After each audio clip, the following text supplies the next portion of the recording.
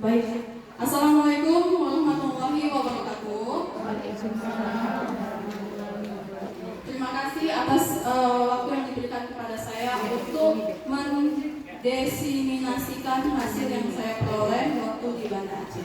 Di sini kita berbagi ya Bapak Ibu. Judulnya ini berbagi praktik tentang siswa kita, berhubung kita dikasih tugas tambahan guru wali. Nah sebelumnya saya mau tanya dulu tadi waktu berkumpul dengan anak-anak binaan apa saja yang sudah diobrolkan? Tanya nama, grup WhatsApp. Nanya nama masih yang dasar-dasar ya Bapak Ibu ya. Nama, alamat, udah buat grup WA. Ya. Kalau yang mendalam-mendalam belum kan? Nah di sini saya mau berbagi apa sih yang harus kita lakukan untuk siswa binaan kita. Nah waktu di Banda Aceh kemarin itu kami ada dibekali dengan 7 jurus kebekaan. Jadi mengimbaskannya itu ke guru-guru bidang studi. Jadi guru bidang studi itu harus punya bekal ilmu BK. Di sini ada 7 jurus. Untuk pertemuan hari ini kita masuk ke jurus satunya dulu, tahap awal asesmen, yaitu kenali potensi. Nah mungkin ada Bapak Ibu yang dapat siswa binaan, siswa binaannya kok kayak gini kali, yang sudah berlabel gitu, anak-anak label gitu, ya kan Bu Jala. Nah tenang aja Bu Jala, di sini siswa berlabel itu ada potensinya. Mungkin dia nggak berpotensi di akademik, bisa berpotensi di bidang-bidang lainnya. Jadi kita harus lebih menggalinya lebih dalam.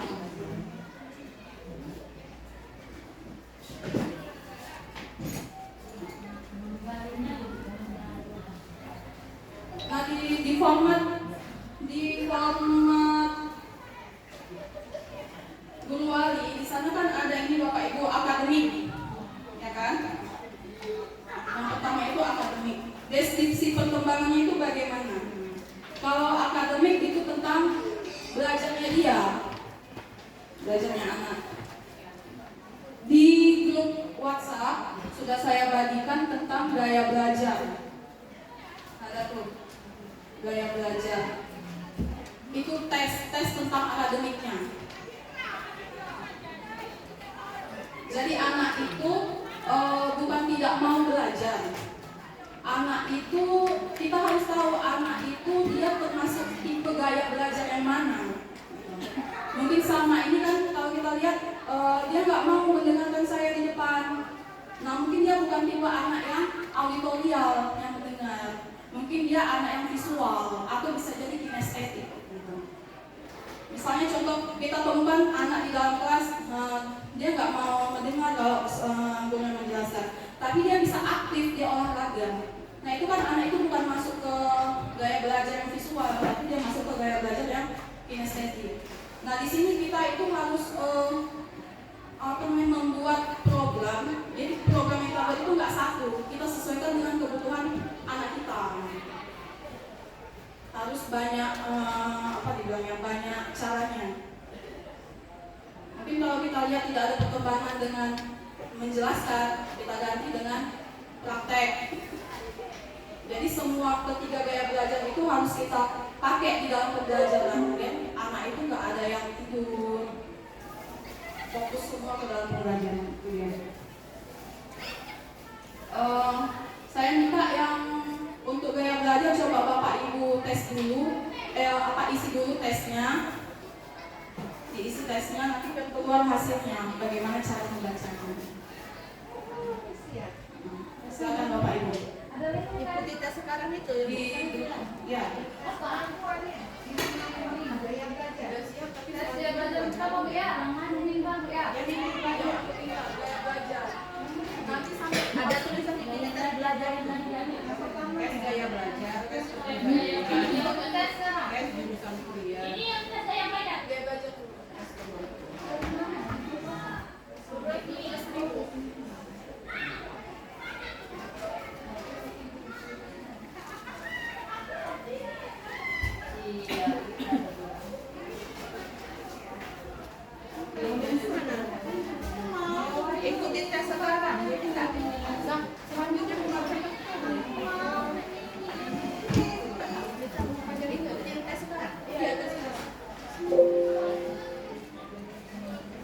kita sekarang ya.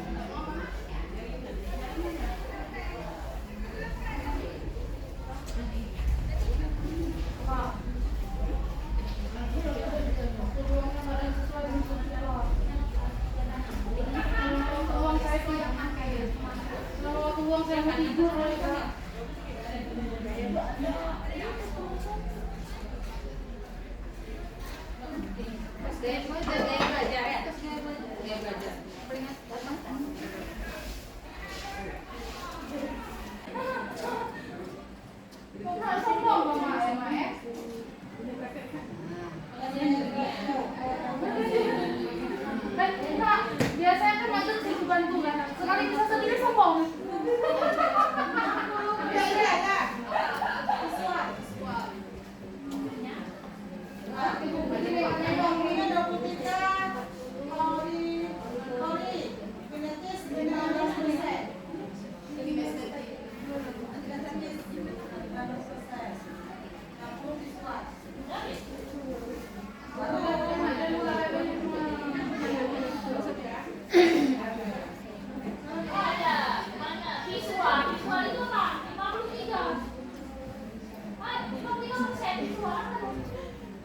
Visual itu daya pelingkatnya dengan cara melihat. Iya, betul. Visual melihatku, auditorial mendengarkan, kinestetik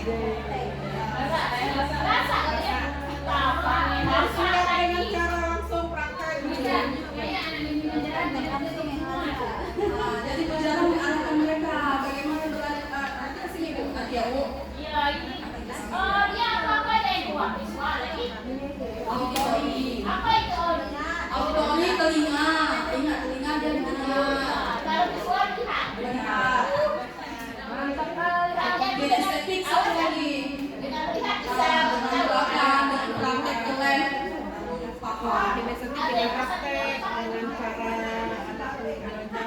Nah itu dia Bu, kita kasih ini ke anak. Ini teknisnya bagaimana? Apakah anak kita bawa suruh ke AP atau di rumah aja dia screenshotkan hasilnya ke kita? rumah aja Kak. Sekolah tuh nggak ada pakai. Itu aja ya Bapak Ibu. Kita kasih linknya ke grup, nanti anak suruh jawab, hasil screenshot dibagikan di grup. Atau suruh anak ngeprint sendiri bisa.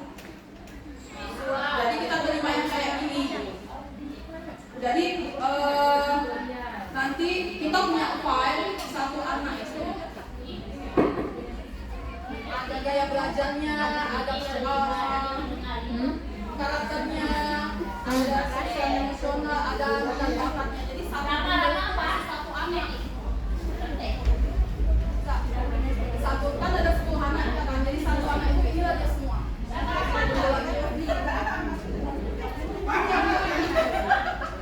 kalau misalnya kan ada yang kirimkan WA ke kita yang copy aja, kita yang print. Boleh, gimana caranya lah. Jadi kita itu punya dokumennya si anak gitu. Enggak cuma dikasih aja, kita punya buktinya. Oh ini anak ini ternyata dia visual, ternyata dia kinestetik. matematik. Nanti kan bukan 11 anak tuh yang kita pegang. Gak semua 11-nya itu sama, pasti ada beda-beda. Contohnya ini lah, di suatu sekolah ada siswa baru. Siswa barunya nih ada monyet, ada gajah lah.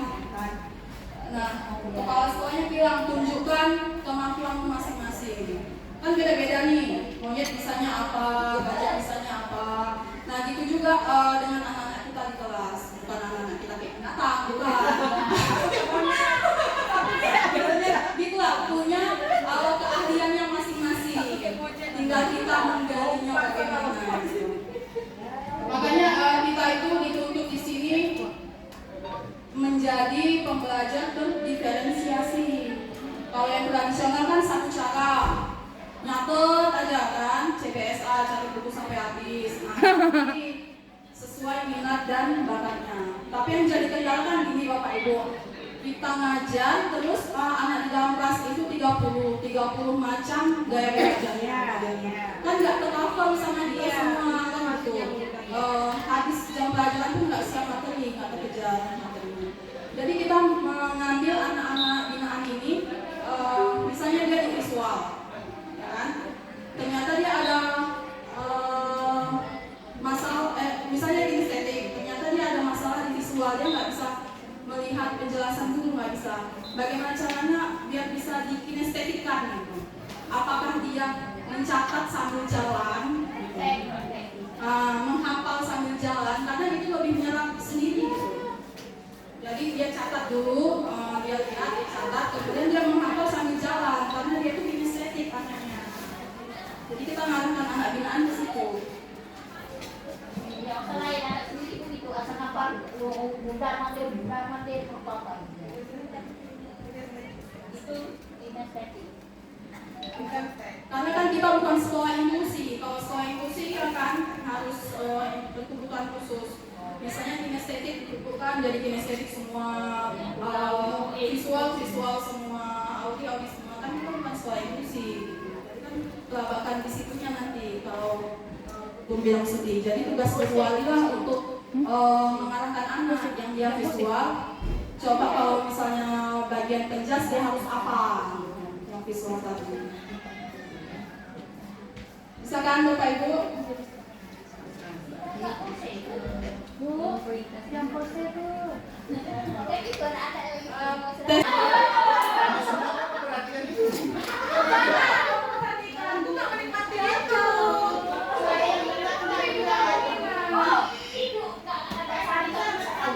Iya Bu, ibu kan.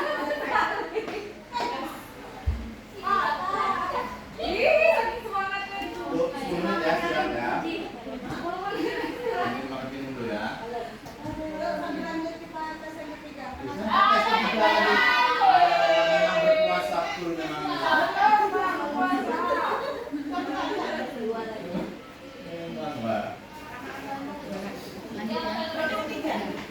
Hidang ini ya.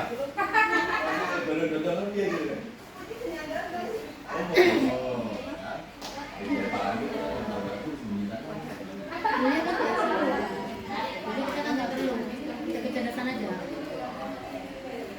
Oh ya ya ya.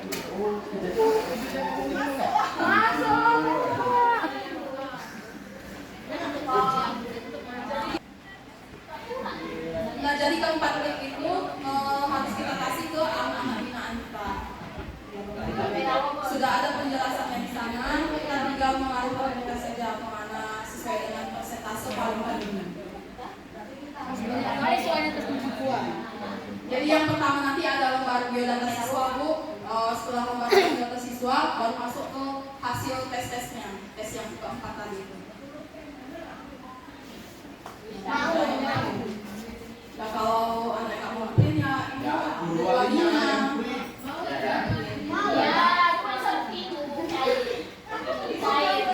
Oke, sekian saja ya Bapak Ibu yang saya sampaikan. Terima kasih atas perhatiannya. Assalamualaikum warahmatullahi wabarakatuh. Waalaikumsalam warahmatullahi wabarakatuh.